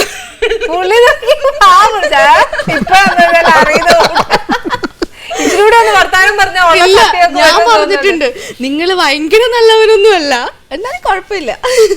ഈശ്വര, ഇത് ആദ്യമായിട്ട് ഒരു ഭാര്യ ഇങ്ങനെ അങ്ങ് തുറന്ന് ഒരു ഓപ്പൺ ആയിട്ട് പറയുന്നത്. സത്യം പറയണ്ട, പല ഭാര്യമാരുടെയും മനസ്സിലുണ്ടാവില്ലേ, നമ്മൾക്ക് എല്ലാവരുടെയും മനസ്സിൽ ഇച്ചിരി നെഗറ്റീവ് ആയിട്ടുള്ളതുണ്ടാവും. പക്ഷെ കാണുന്ന നമ്മൾ ഈ ടിവിയിലൊക്കെ കാണുമ്പോൾ വിചാരിക്കും ഭയങ്കര. എനിക്ക് പലപ്പോഴും അനുഭവം ഉണ്ടായിട്ടുണ്ട്. എന്ന് വെച്ചാൽ ഞാനിങ്ങനെ ഒരു ബസ്സിൽ ഒരു പ്രാവശ്യം ഇങ്ങനെ പോയിക്കൊണ്ടിരിക്കുന്ന സമയത്ത് അവിടെ ഡോറിന്റെ സൈഡിൽ ഇങ്ങനെ ഇരിക്കുമ്പോൾ ഒരു ചേച്ചി ഇങ്ങനെ പിടിച്ചിങ്ങനെ നിൽക്കുന്നുണ്ട്. ഞാൻ ഡോറിന്റെ സൈഡിലുള്ള ആ സീറ്റിലായിരുന്നു ഇരിക്കുന്നുണ്ടായിരുന്നു. ഇങ്ങനെ ഇരിക്കുന്നുണ്ട്, ഇടയ്ക്കിടയ്ക്ക് ഇങ്ങനെ നോക്കുന്നുണ്ട്. ഇറങ്ങാൻ നേരത്തെ ആ ഡോറ് തുറന്നിട്ട് ബാക്കി ഇറങ്ങാൻ ആൾക്കാരൊക്കെ നിൽക്കുന്നത്. ഇവരെന്റെ മുഖത്ത് നിന്നെ എപ്പങ്ങനെ കണ്ടിട്ട് അടിച്ച് ഞാൻ ഇങ്ങനെ പറഞ്ഞായിരുന്നു. അവരങ്ങ് ഇറങ്ങി, ചേച്ചി ഇറങ്ങി ചേച്ചി എന്ന് പറഞ്ഞപ്പോൾ ഇറങ്ങി ഇങ്ങ് പോയി. ഭയങ്കര ഇഷ്ടം. ഞാൻ ഇവിടെ കല്യാണം കഴിച്ചു എല്ലാം കൂടെ ഉള്ളില് കേറി അവർക്ക് അങ്ങ് അരിശായി മാറിയല്ലേ. അയ്യോ, അപ്പൊ ഒരു ഇച്ചിരി പോലെ സ്നേഹമൊന്നും കിട്ടുകയില്ല. വലിയ പ്രയാസമായിട്ടോ. എന്നെ ചീത്ത പറയുമായിരുന്നു ആദ്യം കല്യാണത്തിന്റെ സമയത്തൊക്കെ, നിനക്ക് വേറെ ഒരു പണിയില്ലായിരുന്നു, എന്തിനാ വെറുതെ സ്വയം തൂങ്ങിച്ചാവുന്ന പോലെയല്ലേ ഇവനെ കല്യാണം കഴിക്കണത്. എന്റെ അടുത്ത് എത്രയോ പേര് പറഞ്ഞിട്ടുണ്ട്. അതൊന്നുമല്ല, ഇങ്ങേറിനെ മോശമായിട്ടല്ല, ഇത് കണ്ടിട്ടേ അലവലാതി ക്യാരക്ടർ ആയിരുന്നു ജോയ്സ് സാർ. അങ്ങനെ ആ ഒരു കഥാപാത്രത്തിന്റെ മോൾഡ് ചെയ്തെടുത്ത് വെച്ചിട്ടുണ്ടായിരുന്നു. അത് ഇങ്ങനെ പറഞ്ഞു പറഞ്ഞു പറഞ്ഞ് ഇങ്ങനെയാണ് കുറെ കാലം അത് അകത്ത് അങ്ങനെ തന്നെയായിരുന്നു. ഞാൻ പറഞ്ഞേ, ഞാൻ ചെയ്തതിൽ വെച്ച് ഏറ്റവും ഇഷ്ടപ്പെട്ട 1-2 ക്യാരക്ടേഴ്സിൽ അതിൽ മെയിൻ ആയിട്ട് പറയാവുന്നത് ഈ ക്യാരക്ടറായിരുന്നു. ഇപ്പം പുള്ളിയുടെ ഫാമിലി ഭയങ്കര പക്ക ഓർത്തഡോക്സ് ആണ്. അപ്പൊ അത്രയും ഒരു ഓർത്തഡോക്സ് ഫാമിലിയിലേക്ക് ചെല്ലുമുണ്ടായ അച്ഛൻ അമ്മ അങ്ങനെ ഒരു എൻറ്റയർലി ഡിഫറെന്റ് അല്ലേ? അതില് ഒരു കോമഡി ഉണ്ട്. എന്ന് വെച്ചാല് ആദ്യം ഭയങ്കര എതിർപ്പായിരുന്നു 2 വീട്ടുകാരും. പിന്നെ ദൈവം സഹായിച്ച് അവര് സമ്മതിച്ചു. അങ്ങനെ സമ്മതിച്ച് ഓക്കെ, കല്യാണം കഴിഞ്ഞു. കല്യാണം കഴിഞ്ഞ് നമ്മൾ ആദ്യമായിട്ട് വീട്ടിലോട്ട് ഇല്ല, എൻ്റെ വീട്ടിലോട്ട് നമ്മൾ സാധാരണ സമ്മതിച്ചിട്ടേ കല്യാണം കഴിക്കാവൂ എന്നൊരു നിബന്ധന ഇവർക്ക് ഉണ്ടായിരുന്നു. അല്ലാണ്ട് പോയി ഒളിച്ചോടി പോയി കല്യാണം കഴിക്കുക അതൊന്നും അല്ല, വീട്ടുകാരും വേണം നമുക്ക്, അങ്ങനെയുള്ള ഏറ്റവും. അപ്പോൾ അത് കഴിഞ്ഞ് ആദ്യമായിട്ട് വീട്ടിൽ ചെന്നിട്ട് എൻ്റെ അച്ഛനെ ഇവള് വിളിച്ചാൽ എന്താ അറിയാം, അളിയാന്ന്. നിങ്ങൾ കേട്ടിട്ടില്ലേ ഉള്ളൂ, അച്ഛനെ കയറി അളിയാന്ന് വിളിക്കുമെന്ന് പറഞ്ഞു കേട്ടിട്ടുണ്ട്. അതൊരു അബദ്ധം പറ്റിയതാണ്.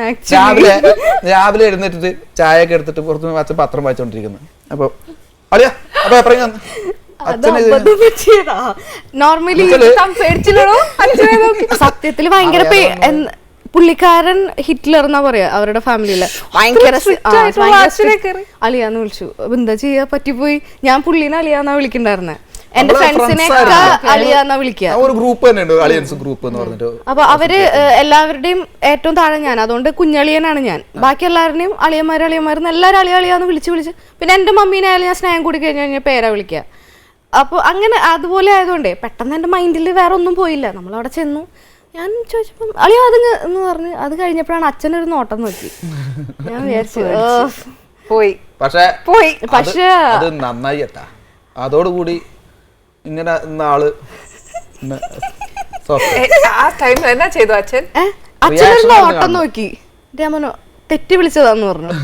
അപ്പം അച്ഛൻ പിന്നെ ചിരിച്ചിട്ട് പേപ്പർ തരുകയും ചെയ്തു. അത് കഴിഞ്ഞ പിന്നെ പുള്ളിക്കാരൻ ആ ഒരു ഇതില്ല. എനിക്ക് തോന്നുന്നു ആ വീട്ടിലെ ഏറ്റവും സ്വാതന്ത്ര്യം എനിക്കാ. ആ കുടുംബത്തില് അച്ഛൻ്റെ മനസ്സോടുകൂടി പെട്ടെന്ന് ഹിറ്റ്ലറായിട്ട് നിൽക്കുമെങ്കിലും ഉള്ളിലാള് പാവാണ്. അപ്പൊ നമ്മളൊക്കെ ഭീഷണിപ്പെടുത്തി കഴിഞ്ഞാൽ ഇപ്പൊ പുറത്തൊക്കെ വരുള്ളൂ, സിനിമയ്ക്ക് പോവില്ല. എന്ത് കാര്യം നടക്കണമെങ്കിലും അമ്മ ഇവളോട് പറയും. അപ്പൊ ഇവളോട് പറഞ്ഞ സിനിമക്ക് പോകണമെന്ന് പറഞ്ഞു കഴിഞ്ഞാൽ കൊന്നാലും വരില്ല. സിനിമക്ക് നമ്മൾ എനിക്ക് എന്നെ കൊണ്ടുപോയി 3 മണിക്കൂറൊന്നും തിയേറ്ററിലിരിക്കാൻ എന്നൊക്കെ പറഞ്ഞിട്ട് അവിടെ ഇരിക്കും. അച്ഛൻ മര്യാദക്ക് വരുന്നോ അല്ല ഞാൻ എടുത്ത് പൊക്കി വണ്ടി കയറ്റിയിരുന്നോ ചോദിക്കോളൂ. എടോ വീട്ടിലെ അമ്മയും മക്കളും ഒക്കെ പേടിച്ച് നിന്ന് അച്ഛന്റെ അടുത്ത് വണ്ടിയിലോട്ട് കയറ്റിയിരുന്നോ? അല്ല അത് അച്ഛനറിയാം. ഞാൻ അത്രയും ഓപ്പൺ ആയിട്ട് ഉള്ളതുള്ള പോലെ പറയും, ഒന്നും മനസ്സിൽ വെക്കില്ല എന്നുള്ള അച്ഛനറിയാം.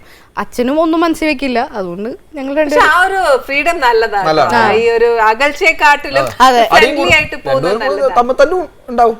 പക്ഷെ അതല്ല, സ്നേഹമുള്ളിടത്ത് വഴക്കുള്ളൂ. അത് ഈ സീരിയസ് ഇതൊന്നുമല്ല. കാരണം രണ്ട് വിശ്വാസങ്ങളായതിന്റെ പ്രശ്നമാണ്. പുള്ളിക്കാരനൊരു വിശ്വാസം, എനിക്കൊരു വിശ്വാസം. പുള്ളി എന്നെ പറയും, ഞാൻ പുള്ളിനെ പറയും. അത് നല്ല രസാ. പിന്നെ നേരത്തെ നമ്മളൊരു തലവരെ കുറിച്ച് പറഞ്ഞല്ലോ. അതായത് ഇപ്പം ഈ പറഞ്ഞ കൂട്ട് പോസിറ്റീവ് ക്യാരക്ടേഴ്സ് ചെയ്താലും ഈ പറഞ്ഞ പോലെ നെഗറ്റീവ് ആണ് തലയിൽ വന്ന് വീഴുന്നത്, തലവരെയാണ്. പക്ഷെ ഇതിനു മുന്നേ നമ്മൾ ഈ ഒരു ആക്ടറായിട്ട് വരാനും ഒരു ബാങ്കിങ് മേഖലയിൽ നിന്ന ആള് ഇങ്ങനെ ഒരു ആക്ടറിലേക്ക് വരാനും ഒക്കെ ഉണ്ടായ ആ ഒരു അത് ആക്ച്വലി ഞാൻ ബാംഗ്ലൂർ വർക്ക് ചെയ്യായിരുന്നു. ഒരു പിന്നെ ബാങ്കിങ് ഫീൽഡായിരുന്നു. അപ്പോൾ ഓട്ടോഗ്രാഫ് എന്ന് പറയുന്ന സീരിയലാണ് ഞാൻ ഫസ്റ്റ് വന്നത്. അപ്പോൾ ആ സമയത്ത് എനിക്ക് അങ്ങനെ ആഗ്രഹമൊന്നുമില്ലായിരുന്നു. എന്നുവെച്ചാൽ സാധാരണ പോലെ എല്ലാവരെയും പോലെ നമ്മൾ മറ്റേ പടത്തിൽ പറഞ്ഞു കേട്ടില്ലേ, ഒരു 95 ആൾക്കാർക്ക് ഒന്ന് തല കാണിക്കണം എന്നുള്ളൊരു ആഗ്രഹം അതുണ്ടായിരുന്നല്ലാതെ അതിനുവേണ്ടി സ്ട്രഗിൾ ചെയ്യാനോ അതിനൊന്നുമില്ലായിരുന്നു. അപ്പോൾ എൻ്റെ ഒരു സുഹൃത്ത് രഞ്ജിത്ത് രാജ് ഓട്ടോഗ്രാഫിൽ നായകനായിട്ട് ചെയ്യുന്നുണ്ടായിരുന്നു. നമ്മളൊന്നിച്ച് കളിച്ച് വളർന്നതാണ്. അപ്പോൾ ഇവനെ കാണാൻ വേണ്ടി വേറൊരു സുഹൃത്ത് പറഞ്ഞു, എടാ എനിക്കിങ്ങനെ അഭിനയിക്കുന്ന ആഗ്രഹമുണ്ട്, ഒന്ന് വന്ന് പരിചയപ്പെടുത്തി തരുമോ, ഒന്ന് ആ ലൊക്കേഷനിൽ പോകാൻ വേണ്ടി. അങ്ങനെ ഞാൻ ട്രിവാൻഡ്രത്ത് വന്ന് കൂട്ടുപോയിട്ട് അവൻ ഫോട്ടോ ഒക്കെ കൊടുത്ത് അവിടെ ഇതൊക്കെ ആയിട്ട് ഞാൻ തിരിച്ചു പോയി കുറച്ച് ഫോട്ടോസ് എടുത്തായിരുന്നു. ആ സമയത്ത് അപ്പോൾ ഓർക്കൂട്ട് ഫേസ്ബുക്ക് അത്ര. അപ്പോൾ ഓർക്കൂട്ടിൽ കുറച്ച് ഫോട്ടോസൊക്കെ ഞാൻ ഇട്ടപ്പോഴേ ഭയങ്കര പ്രതികരണം. ഞാൻ വിചാരിച്ചാൽ ആ കൊള്ളാല, ഇവരുടെ കൂടെ വന്നിട്ട് ഫോട്ടോ എടുത്തതിന് ഇത്രയ്ക്കും ഭയങ്കര പ്രതികരണമോ, എന്നാൽ പിന്നെ ഇത് എനിക്കും നോക്കിയാലോ വിചാരിച്ച് ഞാൻ വെറുതെ ഇവനോട് ചോദിക്കും, എടാ എന്തെങ്കിലും ഉണ്ടെങ്കിൽ പറയണേ. പിന്നെ അവൻ വിളിച്ച് ഫോൺ എടുക്കാതായി. ഞാൻ ഷോട്ടിലാ, ശല്യക്കാരനെ. പിന്നെ ഞാൻ വിട്ട് കുറച്ച് നാൾ കഴിഞ്ഞപ്പോഴാണ് ഇവൻ വിളിച്ചിട്ട് പറഞ്ഞു, എടാ പെട്ടെന്ന് എൻ്റെ ഫോട്ടോ അയക്കണം എന്ന് പറഞ്ഞ് അങ്ങനെ ആണ് ഞാൻ ഈ ഫീൽഡിലോട്ട് വന്നത്. ഇവിടെ വന്ന് ഉള്ള നല്ലൊരു ജോലിയായിരുന്നു, അത് കളഞ്ഞ്. എന്ന് വെച്ചാൽ മാസത്തിൽ 10 ദിവസം അഭിനയിക്കാൻ വിടുവോ അവര്? ഇല്ല, സർക്കാർ ജോലിയല്ലല്ലോ, പ്രൈവറ്റ് ഫേം. അപ്പം ജോലി വിട്ടു. അപ്പൊ തന്നെ എല്ലായിടത്തും കുറച്ച് നല്ലൊരു ജോലിയും കളഞ്ഞ്. അപ്പൊ തുടക്കക്കാർക്ക് കിട്ടുന്ന പ്രതിഫലം അറിയാലോ, ആ ഒരു ബുദ്ധിമുട്ടുണ്ടായിരുന്നു. പിന്നെ ഓട്ടോഗ്രാഫ് കഴിഞ്ഞാൽ ഫുൾ ബ്ലാങ്ക് ആയി, ജോലിയും ഇല്ല, ഇവിടെ ഇല്ല, ഒന്നും ഇല്ലാത്ത അവസ്ഥ. നല്ലോണം കേട്ടോ, അതൊക്കെ നല്ല രീതിയിലുണ്ടായിരുന്നു. പിന്നെ അപ്പൊ ഒരു വാശിയായി. പിന്നെ ദിവസം രാവിലെയും ഇറങ്ങും ഓരോ ലൊക്കേഷനിൽ. ചിലർ പറയുന്ന കേൾക്കാറില്ല ഇന്റർവ്യൂസിലൊക്കെ, ഞാൻ എവിടെയും ചാൻസ് ചോദിച്ചിട്ടൊന്നും പോയിട്ടില്ല, ഞാൻ അതിൽ നടക്കുന്ന സമയത്ത് എന്നെ വിളിച്ച് വരുത്തിയിട്ട് ഞാൻ ഇതുവരെ ആരുടെ ചാൻസ്, ഞാൻ അങ്ങനെ പറയില്ല. ഞാൻ ഇഷ്ടം പോലെ ചാൻസ് ചോദിച്ച് തെണ്ടിയിട്ട് തന്നെ എനിക്ക് ചാൻസ് കിട്ടിയിട്ടുള്ളത് സത്യമാണ്. ഞാൻ അത്രക്കും സ്ട്രഗിൾ ചെയ്തിട്ടുണ്ട്. ദിവസം രാവിലെ ഓക്കെ എന്ന് പറഞ്ഞിട്ട് പിറ്റേ ദിവസം ഇല്ല കേട്ടോ വേറെ ആളെ ആക്കി എന്ന് പറയുമ്പോൾ ദേഷ്യം പിടിച്ചിട്ട് ഉള്ള ഫോട്ടോ ഒക്കെ കീറി കത്തിച്ച് കളഞ്ഞിട്ടുണ്ട്, ദേഷ്യം പിടിച്ചിട്ട്. പക്ഷെ പിറ്റേ ദിവസം ഞാൻ വീണ്ടും ഇറങ്ങും അടുത്ത ലൊക്കേഷൻ, അവിടുന്ന് നമ്പർ മേടിക്കും, അവരെ വിളിച്ച് ശല്യപ്പെടുത്തും. ഇങ്ങനെയൊക്കെ ചാൻസ് ചോദിച്ച് എല്ലാവരും എന്നോട് ഇപ്പം ഫേസ്ബുക്കിലും അങ്ങനെ പല സുഹൃത്തുക്കളും ചോദിക്കാറുണ്ട്, നമുക്കൊരു ചാൻസ് മേടിച്ച് തരാമോ? ഞാൻ പറഞ്ഞു ഇങ്ങനെ വെറുതെ ചോദിച്ചിട്ട് കാര്യമില്ല. സീരിയൽസ് ഓൾമോസ്റ്റ് നടക്കുന്നത് ട്രിവാൻഡ്രത്താണ്. അവിടെ വന്നിട്ട് ചാൻസ് ചോദിച്ച് നമ്മൾ അത്രയും സ്ട്രഗിൾ ചെയ്താൽ മാത്രമേ നമുക്ക് ചെയ്താൽ കിട്ടും. ചിലർക്ക് ലക്കാണ്, കുറെ ഭാഗ്യം വേണം, കുറെ ഭാഗ്യം വേണം, കുറെ നമ്മുടെ പരിശ്രമം വേണം. ചാൻസ് ചോദിച്ച് കിട്ടി പിന്നെ നമ്മളെ കണ്ട് പരിചയമായി, ഈ ക്യാരക്ടറിന് അവ പറ്റും, അതിലൊരു റേപ്പ് സീൻ ഉണ്ടാവും, വേണ്ട ജിഷ്ണ വിളിച്ചോ, അവൻ ചോയ്സ് ഇല്ല എന്നുള്ളൊരു അങ്ങനെ ആ ഒരു ലെവലിൽ ഇപ്പൊ ആയി വന്നതേ ഉള്ളൂ. അതുകൊണ്ട് ശരിക്കും ആ ഒരു പ്രയാസം ഇപ്പൊ പറഞ്ഞപ്പോ തന്നെ മനസ്സിലാവുന്നുണ്ട് അല്ലെ. ശരിക്കും നമ്മൾ ഫ്രസ്ട്രേറ്റഡ് ആയി, ഇറിറ്റേറ്റഡ് ആയി, നമ്മള് തന്നെ ശരി കൊള്ള ജോലി പോവുകയും ചെയ്തു. ഇപ്പൊ കോളേജ് കഴിഞ്ഞ് സ്ട്രേറ്റ് ബാങ്കിങ്ങിലേക്ക് കയറിയോ? അയ്യോ, ഇതിന്റെ ഇടയിൽ വലിയൊരു കഥ വേറെ ഉണ്ട്. അത് ഇവരുടെ വീട്ടുകാർ പറഞ്ഞിട്ട് അറിയണതാ. ഇതിന് വേണ്ടിയിട്ടല്ല പുള്ളിക്കാരനെ ഏറ്റവും അധികം സ്ട്രഗിൾ ചെയ്തിട്ടുണ്ടായിരുന്നെ. പിന്നെ പുള്ളി പട്ടാളത്തിൽ ചേരാൻ വേണ്ടി ഒരു സ്ട്രഗിളിങ് നടത്തിയിട്ടുണ്ട്. അതെന്താ പട്ടാളം ഒരു ലക്ഷ്യം? പട്ടാളം അത് എന്റെ 2 കൂട്ടുകാർ കോളേജിൽ പഠിക്കുന്ന സമയത്ത് അവര് പട്ടാളത്തിൽ പോയി.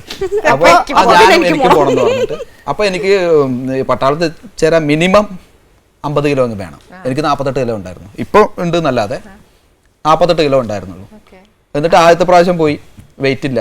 അപ്പൊ ആദ്യം കോഴിക്കോട് അവിടെ ജെട്ടി മാത്രം എടുത്തിട്ട് ഇങ്ങനെ ഇരിക്കണം. ഇരുന്നിട്ട് അവർ വിളിക്കും, ചെസ്റ്റ് ഹൈറ്റ്, വെയിറ്റ്, ചെസ്റ്റ് ഇതൊക്കെ നോക്കി, പിന്നെ ഓട്ടം, ഇങ്ങനെയൊക്കെ റൗണ്ട്സുകളാണ്. അതൊക്കെ കഴിഞ്ഞിട്ടാണ് അത് നോക്കി ഹൈറ്റും ഒക്കെ, വെയിറ്റ് ഇല്ല, 48 കിലോ. തിരിച്ചു വന്നു.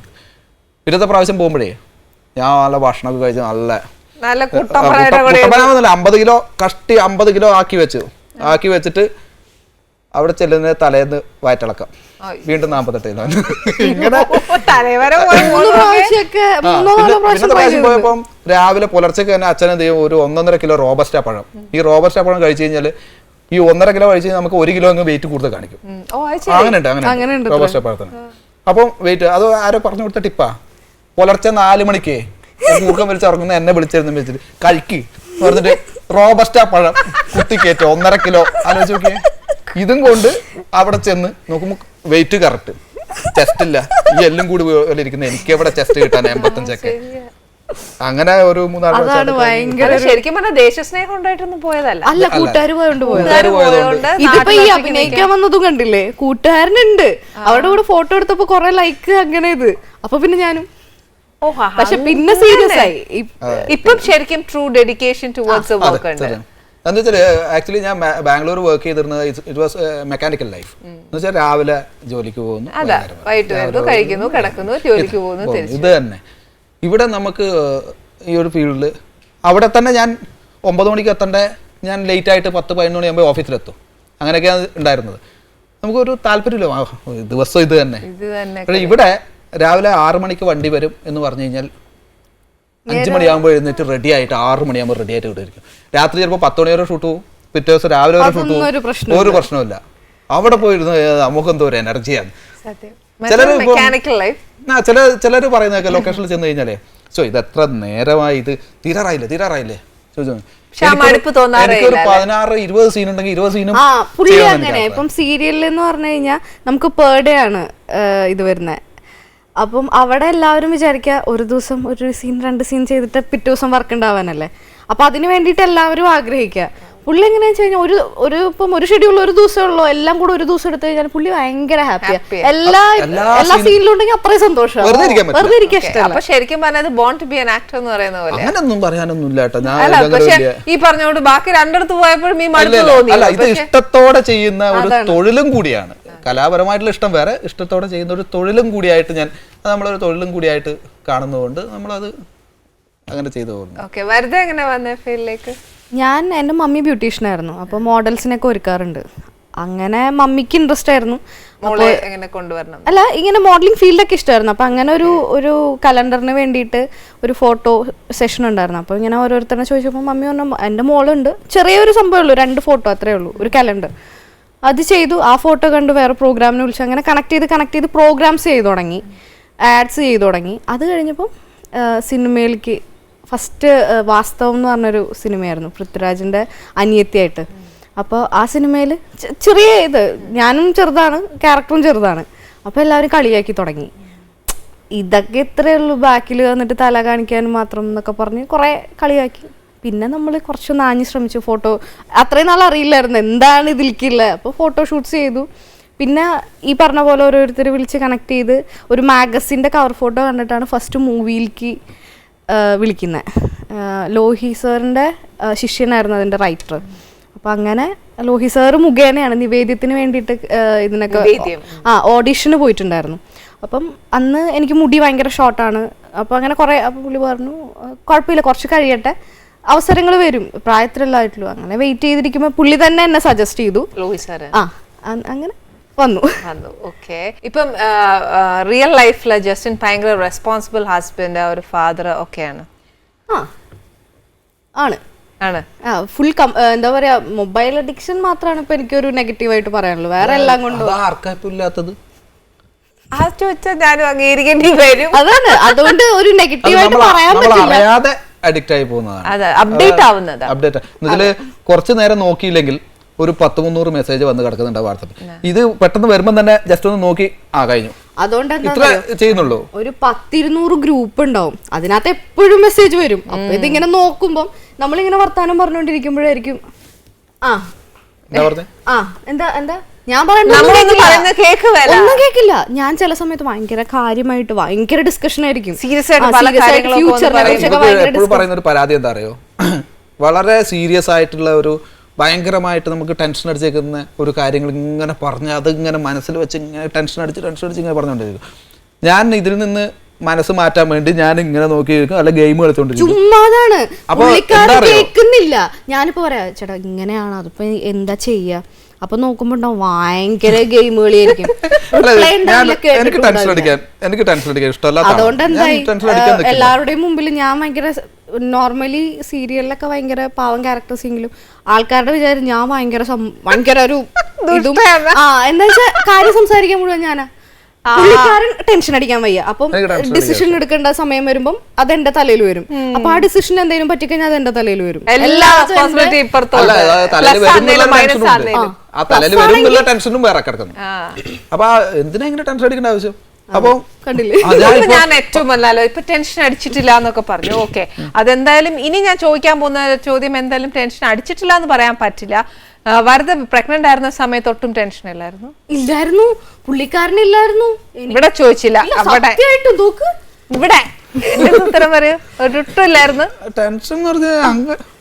ഇവരങ്ങനെ കാണിക്കണ്ടേ ടെൻഷൻ ആക്കാൻ മാത്രം? ഞാൻ അത് വരദ കാണിക്കോ ഇല്ലെന്നല്ല ചോദിച്ചത്. അല്ല, ടെൻഷൻ എന്ന് പറഞ്ഞാല് അങ്ങനെ ഒരു അത്രയില്ല, ഒന്നുമില്ല. നമ്മൾ ഇത് കഴിഞ്ഞതിന് ശേഷം ഞാനൊരു വീഡിയോ കാണിച്ചു തരാം. പ്രസവത്തിന് ഇവളെ കൊണ്ടുപോയിട്ട് പെയിനായിട്ട് കൊണ്ടുപോയിട്ട്, അപ്പോൾ എൻ്റെ വീട്ടിൽ നിന്നൊക്കെ വിളിക്കുന്നു, അമ്മ വിളിക്കുന്നു. അപ്പോൾ ഇവളെ അകത്ത് കയറ്റി ചെക്ക് ചെയ്ത് പറഞ്ഞു പെയിന് വരാൻ സാധ്യതയുണ്ട് പറഞ്ഞ് ഇവളെ റൂമിലേക്ക് കൊണ്ടുവന്നു. കുറച്ച് സമയം എടുക്കും.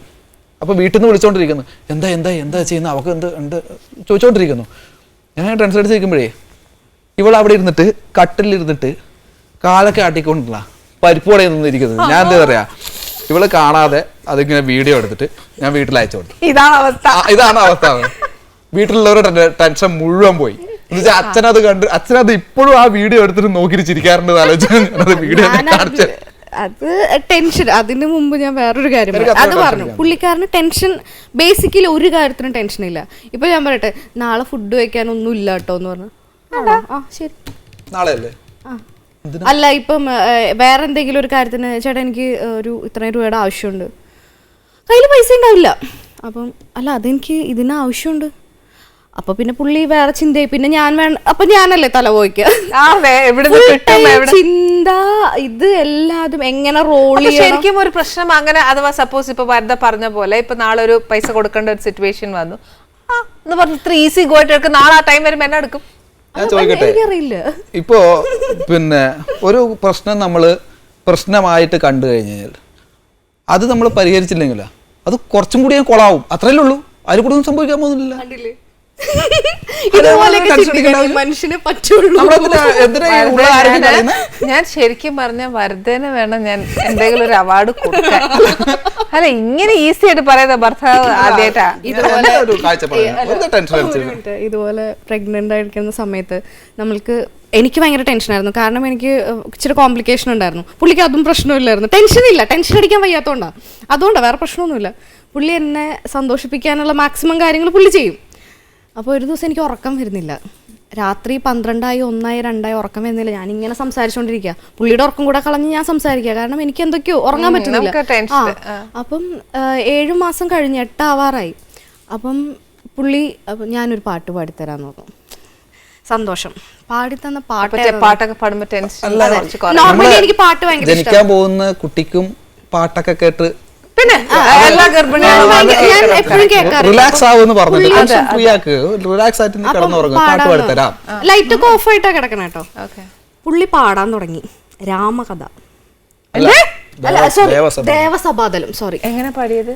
ആ പാട്ട് പാടിയിട്ട് ലൈറ്റ് ഓൺ ചെയ്തപ്പോ എന്റെ കണ്ണീന്നൊക്കെ ഇങ്ങനെ വെള്ളം വന്നിരിക്കുവായിരുന്നു. ചിരിച്ചിട്ട് ഞാൻ ലേബർ പെയിൻ ആന്ന് വരെ വിചാരിച്ചു. ചിരിച്ച് വയറുവേദന തുടങ്ങി. എനിക്കറിയില്ല ഇത് ഏതാണ് ലേബർ പെയിൻ ഏതാണ് പെയിൻ എന്ന് മനസ്സിലാവണില്ല. എനിക്ക് വയറും വേദന എടുക്കുന്നു, കണ്ണീന്നും വെള്ളം വന്നോണ്ടിരിക്കുന്നു. പുള്ളി ലൈറ്റ് ഇട്ട് എന്റെ കണ്ണീൽ ഇങ്ങനെ വെള്ളം വന്നപ്പോ വിചാരിച്ചു ആ സിനിമയില് ലാസ്റ്റ് കരയുമല്ലോ, അതുപോലെ ആനന്ദ കണ്ണീരാണെന്ന് വിചാരിച്ചു. നോക്കുമ്പോഴേ ഇവളെ കണ്ണുന്നൊക്കെ ഞാൻ കൊള്ളാലോ. അവസാനം മോഹൻലാലൊക്കെ കണ്ണടച്ചിട്ട് പിന്നെ കണ്ണു തുറന്നപ്പോ കണ്ണിന്ന് വെള്ളം വന്നില്ലേ. ഞാനാകെ എന്റെ കണ്ണിന്ന് വെള്ളം വരുന്ന കാണാൻ വേണ്ടി ഞാൻ പിന്നെ തുപ്പലോട്ട് തേച്ച് എന്നിട്ടാണ് ലൈറ്റ് ഇട്ടത് എന്നെ കാണിക്കാൻ. ഞാൻ നോക്കുമ്പോ ഇവള് കരഞ്ഞോണ്ടിരിക്കുന്നത്, ഫുൾ കടക്കെ ഒലിച്ച് പോകണം. ഞാൻ കൊള്ളാലോ എന്റെ പാട്ട്. പിന്നെ എനിക്ക് മനസ്സിലായി ഇവള് ചിരിച്ചിട്ടാണ്. ചിരി എന്നൊക്കെ പറഞ്ഞു കഴിഞ്ഞാൽ അതിലുള്ള എല്ലാ സംഗതികളും പാടി, എല്ലാ സാധനങ്ങളും പാടി. അപ്പൊ എന്റെ ഒരു അവസ്ഥ നിങ്ങൾക്ക് ഊഹിക്കാൻ പോലും പറ്റില്ല. ഇങ്ങോട്ട് നോക്കൂ, ഒന്ന് പാടുവോ പാട്ട്? അയ്യേ, ആ ഒരു രാഗത്തിൽ, ആ ഒരു ശ്രുതിയിൽ ഒന്ന് ഞങ്ങളും കൂടി ഒന്ന് കേട്ടോ. ഭയങ്കര പോരാട്ടോ ഇതില്. സാരില്ല, വെറുതെ ഇത്രയും കരഞ്ഞെങ്കിൽ ഞങ്ങൾക്ക് ഒന്ന് അല്ല ഇത് ആസ്വദിച്ച് കുഞ്ഞ് കരഞ്ഞതാ. അതെ, ഭയങ്കര. വേറെ വല്ലതും 2 വരി പാടിയാ മതി. പിന്നെ അവര് ലിറിക്സിസ്റ്റിന് കുറെ തെറ്റ് പറ്റിയതൊക്കെ ഇങ്ങനെ തിരുത്തും, അത് വേറെ. അതൊന്നുമില്ല. ശിവവാഹനമേ നന്ദി എന്നാണ് ഞാൻ പാടാറ്. നന്ദിയല്ലേ ശിവന്റെ ആ വേർഡ് വന്നിട്ട് നന്ദിയാണ്. പുള്ളിക്ക് തെറ്റിയതൊക്കെ ഒന്ന് തിരുത്തിയതല്ലേ ഒന്ന്. പിന്നെ വിഷമം എന്താണ്, ഋഷഭം പറയുമല്ലോ, അതിനിങ്ങനെ ഷഡ്ജം എന്ന് പറഞ്ഞിട്ട്, അതുപോലെ ഋഷഭം അങ്ങനെ എന്താണ്, അതിന് പകരം വിഷമം എന്ന് പറഞ്ഞിട്ടാണ് പാടുക. അപ്പൊ ഒന്ന് ആലോചിച്ച് നോക്കണം, നട്ടപ്പാതിര 2-2.5 മണിക്ക് ഉറക്കം വരാതിരിക്കുന്ന പ്രഗ്നന്റ് ആയ ഭാര്യയോട് ചെയ്യാവുന്ന ഏറ്റവും നല്ല കാര്യം ഈ പാട്ട് പാടി തരിക. പക്ഷെ ഞാൻ ചോദിക്കട്ടെ, 1 മണിക്കൂർ കഴിഞ്ഞപ്പോ ഉറങ്ങിയോ? ഇല്ല, പിന്നെ കുറെ നേരം കഴിഞ്ഞിട്ട്, കാരണം വയറുവേദന തുടങ്ങിയായിരുന്നു. നല്ല ചിരിക്കുക, സന്തോഷിപ്പിക്കുകയല്ലേ വേണ്ടത്. ഇതെന്തായാലും നല്ലൊരു കാര്യം ചെയ്ത് മനസ്സറിഞ്ഞ് സന്തോഷിച്ചു, അത് ഓക്കെ. പക്ഷെ എന്നാലും 2 വാക്ക് 2 വരി വരികയല്ലേ ഇപ്പൊ എന്നത് ട്രോളൊക്കെ വരും. കൊച്ചിനെ കേൾപ്പിക്കാൻ ഭയങ്കര പാട്ടാ. അത് മറ്റേ പ്രമദവനമാണ്. ഞാനിപ്പോ കൊച്ചിന് പാട്ടൊക്കെ പാടാം. എന്നാ ട്രോള് വരാൻ മറ്റേ പാട്ടെന്നെ പാടുന്നത്, അല്ലെങ്കിൽ അറിയാവുന്ന ഒരു പാട്ട് പാടിയേച്ചാലും മതി. ഇല്ല ദേവസഭ പിന്നെ വരുതാന്ന് പാടിയേയില്ല, അതൊന്ന് പാടിയെന്ന് മുഴുവൻ. എനിക്ക് ഞങ്ങള് മുഴുവൻ ആഗ്രഹിക്കുന്നില്ല, 2 വരി മതിയെന്ന്. പ്ലീസ്. ദേവസപാദലം രാഗിലമാക്കുവാൻ നാദമയൂഹമേ സ്വാഗതം സ്വാഗതം. ബാക്കി ഇനിയുള്ള സാധനങ്ങൾ ലാസ്റ്റ് മതി. ഞാൻ വിളമ്പട്ടെ, എനിക്ക് സഹിക്കുവല്ല ഇനി. പിന്നെ വേണ്ട, ഞാൻ ആദ്യം അവിടെ ഒന്ന് വിളമ്പിയേച്ച് വരാം. അല്ലെങ്കിൽ ഇപ്പോഴേ പാടി തുടങ്ങും. വേദന്നോ അല്ല, ഞാൻ ഇപ്പൊ പിന്നെ പാടി തീർക്കും. ഞാൻ ഇപ്പൊ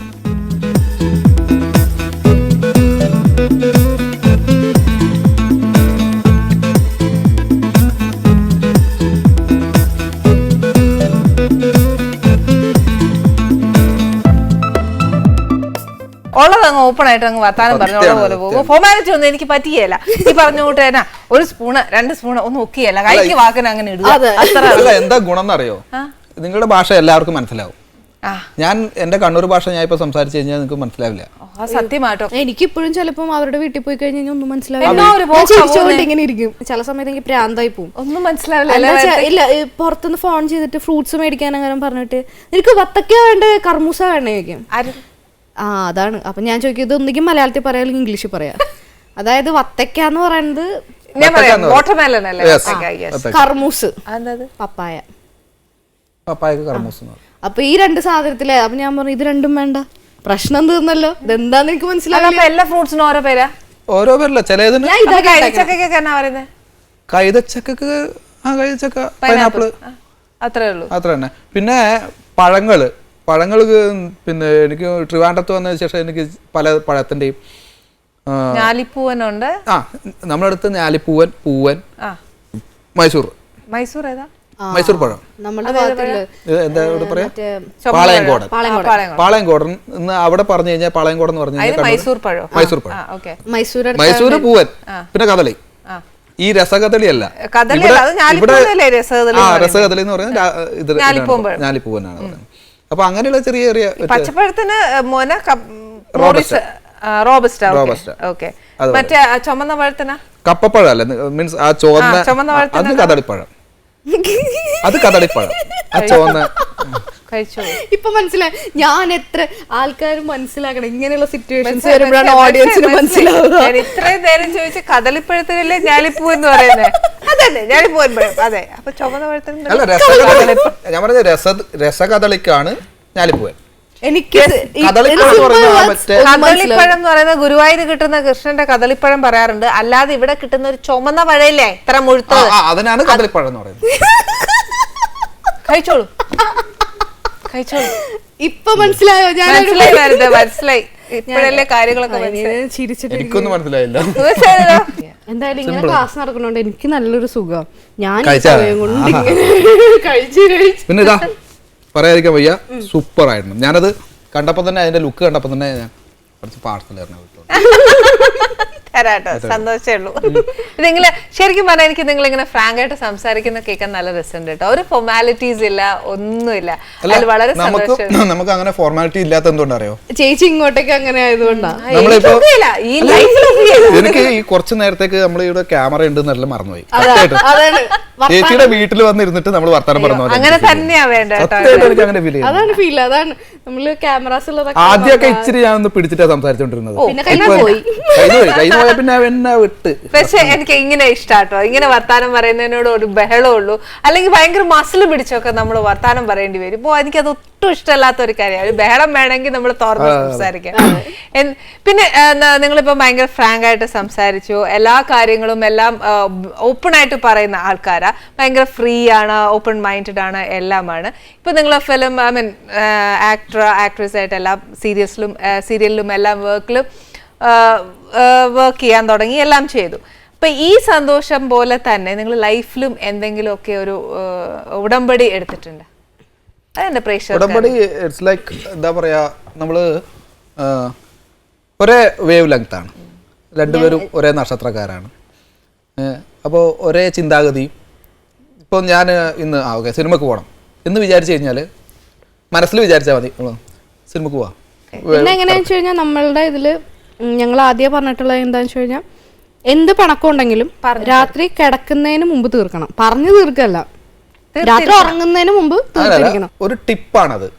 അതുകൊണ്ട് തന്നെ നമ്മൾ സാധാരണ പ്രശ്നങ്ങൾ ഉണ്ടാവുന്നത് ഒരു ദിവസം കഴിഞ്ഞ് പിറ്റത്തെ ദിവസം അത് കുറച്ചും കൂടി രൂക്ഷമായി, പിറ്റത്തെ ദിവസം ഇത് അന്ന് രാത്രി തന്നെ ഇത് തീർന്നിട്ട് നമ്മളെ ഉറങ്ങി. അതാ ഏറ്റവും നല്ല. അത് ശരിക്കും പറഞ്ഞ ഒരു ടിപ്പ് തന്നെ. അതൊരു ടിപ്പായി. അതാ നമ്മൾ ഹാങ് ചെയ്യാതെ നടക്കാതെ നമ്മളെങ്ങനെ എപ്പോഴും നല്ല സന്തോഷമായിട്ട് ഇത് മൈൻഡിൽ ഉണ്ടാവണം. എന്ത് വലിയ ദേഷ്യം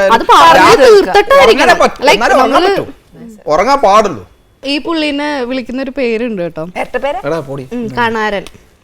കണാരൻ എന്ന് പറഞ്ഞു കഴിഞ്ഞാൽ ജാലിയൻ കണാരൻ എന്ന് പറയുന്ന ഒരു കോമഡി ഇതില്ല, തള്ളിക്കൊണ്ടിരിക്കും. തള്ളു മീൻസ് പൊങ്ങച്ചു. എന്നിട്ട് എന്റെ മമ്മിയൊക്കെ തൃശ്ശൂർ പൂരം നടന്നുകൊണ്ടിരിക്കുക. തൃശ്ശൂർ എന്റെ വീട്ടില് ഇരിക്കുകയാണ്, നമ്മൾ ലൈവ് കണ്ടോണ്ടിരിക്കുക. പുള്ളി അവിടെ ഇരുന്നിട്ട് അതേ ഇതൊക്കെ എന്ത് പൂരം, കണ്ണൂർ തളാപ്പമ്പലം ഉണ്ട്. ഞാൻ ആദ്യമായിട്ട് അന്നാണ് ഈ തളാപ്പമ്പലം കേൾക്കണം. ഫേമസ് ആയിരിക്കും, പക്ഷെ ഞാൻ കേട്ടിട്ട് തളാപ്പമ്പലത്തിലുണ്ടല്ലോ ഈ ആനയുടെ മേളിലാണ് ഒരു ആന, പിന്നെ അതിന്റെ മേളില് വേറെ ആന. എന്നിട്ട് അന്ന് മമ്മി ഇട്ട പേരാണ് കണാരൻ. അല്ല അനുസരിച്ച് സഹിക്കാൻ പറ്റുമോ? ഇവരോട് ഇരുന്നിട്ട് ഇവർ തൃശ്ശൂർ പൂരം ആ കൊടേന്റെ മുകളിൽ വേറൊരു കൊട കയറിയിരിക്കും, അതിന്റെ മുകളിൽ വേറൊരു കൊട വരും, 10 കൊട. ഞാൻ പറഞ്ഞു നമ്മളെ നാട്ടിലുണ്ട് തളാപ്പമ്പലം, അവിടെ ഓരോ ആനയുടെ മുകളിൽ 2 ആന വെച്ച് കയറി നിൽക്കാറാണ് പതിവ്. അതിന്റെ മുകളിൽ അത് ഞാൻ പറയുന്നില്ല, കൗണ്ടർ പലതും പക്ഷെ അതിവിടെ പറയുന്നില്ല. അന്ന് മമ്മിയുടെ പേരാണ് കണാരൻ. ഇപ്പൊ അത് ഭയങ്കര ഫേമസ് ആയി. ഇനിയിപ്പൊ എല്ലാരും വിളിച്ചോളൂ. അല്ലല്ല, വന്ന് ലൊക്കേഷനിൽ ട്രോളി, ഇപ്പൊ ട്രോളി പോണില്ലേ, ട്രോളി തള്ളുന്ന ആൾക്കാർക്ക് എന്തെങ്കിലും മിസ്റ്റേക്ക് പറ്റി കഴിഞ്ഞാൽ ചില ഡയറക്ടർ വരുമ്പോ പറയും അജിഷും തള്ളുന്ന കണ്ടുപിടിക്കും, അതെങ്കിലും കണ്ടിട്ട് മതി, അതൊക്കെ തള്ളു. അതങ്ങനെ അതാണ് ലൊക്കേഷനിൽ ഞാൻ സാധാരണ ചെയ്യുന്ന ലൊക്കേഷനിലെല്ലാം നമ്മള് എല്ലാവരും ചിരിച്ചു കളിച്ച് വെറുതെ അവിടെ ടെൻഷൻ അടിച്ച് ഇങ്ങനെ ഇരിക്കണം. ഞാൻ അവിടെ ഇരിക്കുമൊന്നുമില്ല. ഞാൻ അവിടെ എന്റെ സീൻ അല്ലെങ്കിലും വേറെ സീനാണെങ്കിലും അവിടെ പോയിരുന്നിട്ട് അവിടെ ആരെങ്കിലും ചൊറിഞ്ഞോണ്ടിരിക്കും. അങ്ങനെ ഇതായി എന്റർടൈൻമെന്റ് വേണ്ടേ. അല്ലെങ്കിൽ പോയിട്ട് ഞാൻ പ്രോംപ്റ്റ് ചെയ്യും, അസോസിയേഷൻ ഞാൻ പ്രോംപ്റ്റ് ചെയ്യും. ഇതൊക്കെ ചെയ്യാറുണ്ട്. വെറുതെ ഇരിക്കാൻ അത്രയും ഫ്രീ ആയിട്ട് അങ്ങനെ പറയുന്നത് അതുകൊണ്ടാണെന്ന് പറഞ്ഞത്. പക്ഷെ സത്യം ഒരു കാര്യം ഞാൻ പറയാം, അത് ഞാൻ യോജിക്കുന്നു കേട്ടോ. ഇപ്പൊ തള്ളോ എന്തോ ആയിക്കോട്ടെ, പക്ഷെ ആ ഒരു എന്നാ പറയുന്ന ഒരു എനർജി, ആ ഒരു ബഹളം ഒക്കെ ഒരു രസമാണ്. ചേച്ചി ഒരു 2 ദിവസം ഞങ്ങളുടെ കൂടെ പോകുന്നതിനെക്കാട്ടിലും ഒരു 2 തമാശ കേട്ട് ഉള്ളത് സന്തോഷത്തോടെ പോകുന്നതല്ലേ. അതാ പറഞ്ഞ ചേച്ചി 2 ദിവസം ഞങ്ങളുടെ കൂടെ വീട്ടിൽ വന്ന് എന്നെ വിളിച്ചില്ലല്ലോ. അതാ പറഞ്ഞ വീട്ടിൽ വന്ന് നിക്കണം. ഞങ്ങളുടെ വീട് ഓരോ ദിവസം മുന്നോട്ട് പോയിക്കൊണ്ടിരിക്കും. ഞങ്ങളുടെ വീട്ടിൽ വരുന്ന ഒരു ഗസ്റ്റുകൾ പറയുന്നതാ വീടിന്റെ സ്ഥാനമൊക്കെ മാറി തുടങ്ങി. ബാക്കിലിരുന്ന വീട് ഫ്രണ്ടിൽ വന്നു. ഇത്രയും നല്ലൊരു ഭാര്യ, ഇത്രയും നല്ലൊരു എന്താ പറയാ മതി. ഒരുപാട് സർട്ടിഫിക്കറ്റ് ഇപ്പൊ മേടിച്ചു കയ്യില്. ഇനി മേലല്ല കൈ വേദനിക്കുന്നു. മനസ്സിലായി അല്ലേ? ഇത് ഞാൻ പറയണമെന്ന് ഞാൻ വിചാരിച്ചു, പക്ഷേ വേണ്ടാന്ന് വിചാരിച്ചു. എന്താന്ന് വെച്ച് കഴിഞ്ഞാ ടിവിയില് പുള്ളീനെ ദേഷ്യം തോന്നുന്ന ആൾക്കാരുണ്ടല്ലോ. മമ്മിക്ക് പണ്ട് ഇങ്ങനെ കണ്ടുകൂടായിരുന്നു. അതാണ് ഈ കല്യാണത്തിന് വീട്ടുകാർക്കൊക്കെ എതിർപ്പ്. ഇങ്ങേരനായിട്ട് അടുത്ത് കഴിഞ്ഞപ്പം പുള്ളിയുടെ ഈ സ്വഭാവം ഇങ്ങനെയാണല്ലോ, ഈ തള്ളലും മറക്കലും തളാപ്പമ്പലും ഇങ്ങനെ കുറെ പേരുകളുണ്ട്. ഇതൊക്കെ കണ്ടിട്ട് ഇപ്പൊ ഇങ്ങനെ വില്ലത്തരം ടിവിയിൽ കാണിച്ചു കഴിഞ്ഞാൽ മമ്മിക്ക് ചിരിയാ വരിക. മമ്മി ഒരു സൈഡിൽ തുടങ്ങി. ഒരു കാര്യം ഞാൻ പറയട്ടോ, നിങ്ങളുടെ ഈ വർത്താനവും ബഹളവും എല്ലാം കേട്ട് കഴിഞ്ഞിട്ട് ശരിക്കും പറഞ്ഞാൽ മൊത്തം ഇംപ്രഷൻ മാറും. ഈ വില്ലൻ എന്നുള്ള ഒരു കംപ്ലീറ്റ്ലി ഇമേജ് മാറിയിട്ട് ഇത്രയും നല്ലൊരു മനുഷ്യനാണ് ഇപ്പൊ ഒരു ശരിക്കും അവരുടെ മനസ്സിൽ കംപ്ലീറ്റ്ലി ഒരു ഹീറോ ആൻഡ് ഹീറോയിൻ, കംപ്ലീറ്റ്ലി ഭയങ്കര പോസിറ്റീവായിട്ടും എനർജി ആയിട്ടും സംസാരിക്കുന്ന നല്ലൊരു കുടുംബം. അതാണ് എപ്പോഴും വേണ്ടത്. അതിന് ഫുൾ എന്താ പറയാ എല്ലാ ബ്ലെസ്സിങ്സും ഞാനും എന്റെ പ്രേക്ഷകരും തരുന്നു.